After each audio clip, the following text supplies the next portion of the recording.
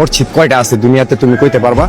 না। হ্যাঁ, তাহলে তুমি যে বললা আমার মসজিদে যেতে, সারা দুনিয়ার ভিতরে মসজিদ আছে দুইটা, মসজিদ আল-আকসা, মসজিদে নববী, যেটা আমার আল্লাহ 30 পারা কোরআনে 6666 আয়াতের ভিতরে বলছে, 114 খানা সূরার ভিতরে।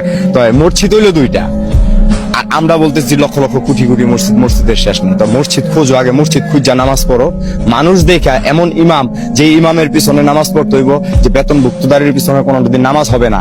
আল্লাহ বলছে যে আলিফ লাম মিম যালিকাল কিতাব লা রাইবা ফীহি হুদাল লিল মুত্তাকিন, কোরআনে কোনো ভুল ত্রুটি নাই। তা আমরা এই কোরআন বিকৃতি করে খাইতেছি কেন? খাইতেছি, আমিও তো মানুষ, তুমিও মানুষ, আমি তো তোমার ডিস্টার্ব করি না, আমি একটুখানি গাঁজা খাই দেখি এই জন্য আমি তোমার কাছে খারাপ।